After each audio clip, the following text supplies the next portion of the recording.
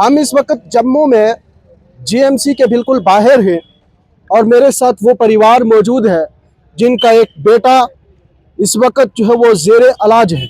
याद रहे कि आमिर लोन जिसके ऊपर बठिंडी में हमला किया चंद गुंडों ने, लेकिन अब तक एक भी शख्स जो है वो पुलिस की जानिब से उनको पकड़ा नहीं है। हालांकि सीसीटीवी फुटेज भी जो है वो मौजूद है। शरेआम गुंडागर्दी लगातार हो रही, लेकिन आमिर लोन जिसको एक टांग पे 22 यहाँ पे स्टिच लगे हुए, एक पे 12 और वहीं एक नाक के ऊपर भी जो है वो कट लगा है और पेट में भी जो है वो लगा स्टिचेस जो है वो लगे हुए हैं। वो इस वक्त जीएमसी में ज़ेरे इलाज है, इमरजेंसी वार्ड में, और परिवार इंसाफ की मांग कर रहा है। अगर जम्मू कश्मीर पुलिस इस परिवार को इंसाफ नहीं देती तो फिर ये इंसाफ के लिए कहाँ जाएंगे, जम्मू कश्मीर पुलिस ही जो है वो बताए। इस मामले में हम बात करेंगे फारूक लोन साहब से। फारूक साहब, हुआ क्या था और एक्चुअल वजूहात क्या थी कि जिस वजह से ये हमला हुआ? क्या ये नॉन पर्सन थे या अननोन? इनमें एक ही नॉन पर्सन था जिसने मेरे बेटे के ऑफिस के साथ ही अपना एक ऑफिस खोल लिया जी। वो एक नाम नेहाद प्रॉपर्टी डीलर बना हुआ है। उसी ने ये हमला करवाया है। उसी ने आकर के बेटे को थ्रेट दी कि आप अपना ऑफिस वगैरह यहाँ बंद कर लो। तो बेटे ने कहा मैं तो काफी देर से यहाँ काम कर रहा हूँ जम्मू में, मैं अपना ऑफिस क्यों बंद करूंगा। थ्रेट दी और उसके बाद कहा फिर हमें ऑफिस बंद कराना आता है। और उसके बाद उसने फिर चंद लोगों को फोन करके बुला लिया। और ये हैरानकुन बात है कि हमने कभी ऐसा नहीं सोचा, ना समझा, ना देखा, ना भाला कहीं पर कि इस तरह से लोग आएंगे। तो 15-20 लोग जिनके हाथों में हथियार होंगे, सब के सब हथियार लोहे के बने हुए। उसकी तलवार है, किसी की कोई चाकू है, कोई छुरी है, कोई राड है लोहे की, वो लेकर के आते हैं और मेरे बेटे के ऊपर हमला कर देते हैं। इस दरमियान में मेरे बेटे के साथ मेरा भांजा भी था। किसी को समझ नहीं आई। एक ड्राइवर भी था हमारा। उस ड्राइवर के ऊपर 2 बार जब वार किया तो उसने वो जगह छोड़ दी और वहां से भाग गया। और भांजे ने जब रोकना चाहा तो भांजा जब भागने लगा तो भांजे के ऊपर भी बच्ची मारी गई। वो तलवार जैसी चीज है जो फर्श पर लगी और चिंगारियां निकली वहां से। ये आप रिकॉर्डिंग में देख सकते हैं, दाएं बाएं जहाँ कहीं को फुटेज ली है पुलिस ने, वहां देख सकते हैं कि कितने जोर से वो मारी गई, लेकिन खुशकिस्मती से वो बच गया। लेकिन उन्होंने मेरे बेटे के ऊपर जब वार किए हैं, इस तरह से वार किया टांग पर के जैसे टांग काटनी हो उन्होंने, और पेट के ऊपर वार किया जैसे जान से मारना हो, और नाक के ऊपर काटा है ऐसे जैसे कोई इंसान ही नहीं, कुत्ते की नस्ल है। ये मैंने कभी नहीं देखा कि कोई इंसान किसी इंसान के गोश्त को काटता है। नाक का एक पीस ही नहीं है जो गिर गया, और शायद उसके लिए बाद में हमें कभी प्लास्टिक सर्जरी की जरूरत पड़े, वो आप जाकर देख सकते हैं। लेकिन इस मामले में किस थाने में मुकदमा दर्ज है? ये उसी वक्त चंद लोगों ने उठाया वहां से बठिंडी पर, तो और उन्होंने आकर के मेरे बेटे को जीएमसी जम्मू में दाखिल करवाया। और उसी वक्त ड्राइवर बाद में किसी गली से बेचारा छुपता छुपाता आया और भांजा भी। इन्होंने पुलिस चौकी बठिंडी में अपनी जो है रिपोर्ट दर्ज करवाई। मंगलवार शाम की बात है, ये मंगलवार 10 और 11 के दरमियान की बात है।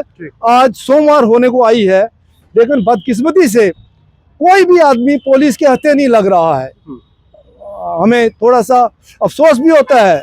ठीक है, पुलिस अपनी जगह पर काम कर रही होगी, लेकिन हम ये मानकर चलते हैं कि जो पुलिस का दबदबा होना चाहिए लॉ एंड ऑर्डर मेंटेन करने के लिए, उसकी कमी है शायद कहीं। पुलिस मुजरिम को पकड़ पाती है या नहीं वो एक अलग मसला है, लेकिन पुलिस का डर मुलजिमों के दरमियान में ना हो, गुंडों के दरमियान ना हो, उनके ऊपर ना हो, यह बड़े अफसोस की बात है। पुलिस को चाहिए, मैं आईजी पुलिस से और एसएसपी जम्मू से रिक्वेस्ट करूंगा कि वो जितने जल्दी हो सके वो इन लोगों को जिन्होंने शरेआम गुंडागर्दी की है और कातलाना हमला किया मेरे बेटे के ऊपर, उनको वो सलाखों के पीछे भेजें। वरना आप समझ सकते हैं कि राजौरी, पुंछ, डोडा, भद्रवा, उधमपुर, किश्तवाड़ जैसे इलाकों से लोग यहाँ आकर के अपने बच्चों को छोड़ के जाते हैं। अगर इस तरह की न्यूज़ होती रहेगी, इस तरह के हादसे होते रहेंगे, तो कोई भी आदमी अपने बच्चों को महफूज नहीं समझेगा। अगर मैं ये कहना चाहता हूँ यहाँ पर कि पिछले 6 महीने से आप देख रहे हैं कि ये जो पुलिस का डर है ये गुंडों के अंदर से खत्म होता जा रहा है। वजह क्या है वो पुलिस जाने, वो लोग जाने, लेकिन इस तरह के हालात नहीं बनने चाहिए। अगर इस तरह के हालात बनते हैं तो आने वाले वक्त में इस स्टेट का भी हालत वही होगी जो इस वक्त बिहार या यूपी जैसे इलाकों में है। बहुत शुक्रिया। अब यहाँ पे हमारे साथ अंकल हैं। अंकल मुझे बताइए आपकी उम्र कितनी है?